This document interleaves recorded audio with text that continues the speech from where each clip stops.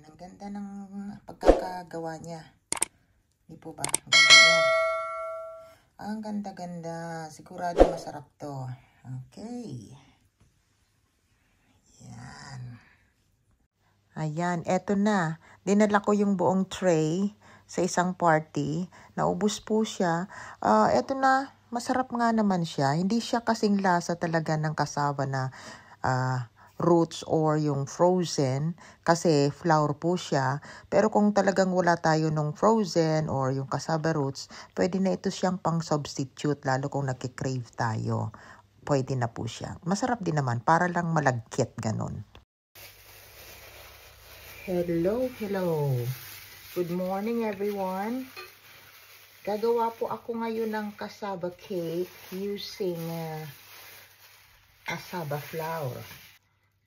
Okay, ang aking mga ingredients po, unahin ko po ang cassava flour. 500 gram po siya. So, para siyang 5 cups if I'm not mistaken po. So, ito yung aking cassava flour. Evaporated milk, condensed milk, coconut milk, meron po tayong salt, meron tayong melted butter, and eggs. At ito po ay makapuno and cheese. So, ito po yung ating cassava flour, which is nabibili nyo lang po dyan sa mga market dyan. And salt. Yung lahat po ng measurement nito ay nasa description box. Nalagay ko yung aking eggs, melted butter. Ito po ay 1 can, pero kung gusto niyo pong i-measure, pwede din po. Ayan, parang 2 cups po, equivalent niya. 1 cup first of evap. Titingnan ko po mamaya. Pagka masyado po siyang hindi ko na po ilalahok yung iba. So, 1 cup lang na evap kung sakali. Pero, well, see. Ay, bakit ba? Sorry po. Simutin natin kasi sayang. Hindi po ba? Ang mahal ng ingredients ngayon. So, kailangan sinisimot. Huwag tayo magsayang. Okay. And, yung makapuno, 1 cup. Mas gusto kong sabihin optional or pag wala kayong cheese. Pero, kung meron po, mas masarap na lagyan siya. Ayan.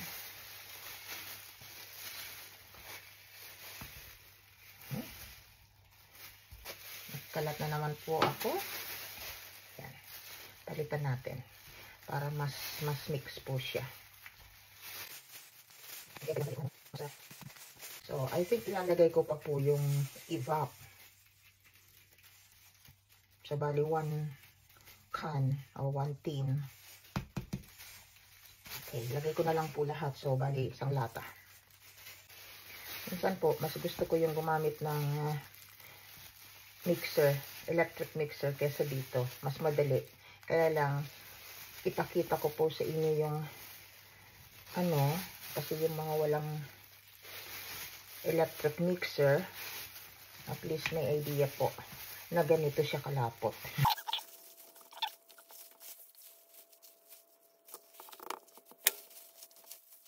Ganito lang po siya hanggang po maging incorporated siya lahat at maging smooth lahat.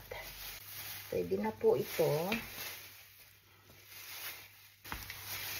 Ay, hindi ko po yata na-press yung video ko. Nag-add po ako ng 1 cup ng coconut milk. So, bali po 3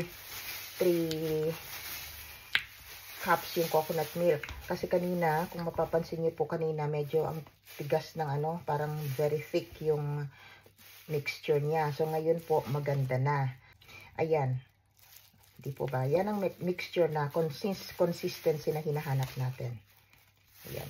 Ilalagay ko na po siya sa lagayan. Okay. Ayan. Ito po, nilagyan ko na po siya ng butter. Yung para mag-grease po siya. Hindi dumikit masyado. So, ito na nga po. Ito po, naalala ko, 1 can lang po siya ng condensed milk para lang po siya ay hindi masyadong matamis. Kasi mamaya lalagyan pa rin po kasi siya ng toppings na condensed milk pa din.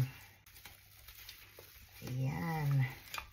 Iba yung texture niya sa shredded cassava or frozen cassava or yung ginadgad na balinghoy. Ayan po.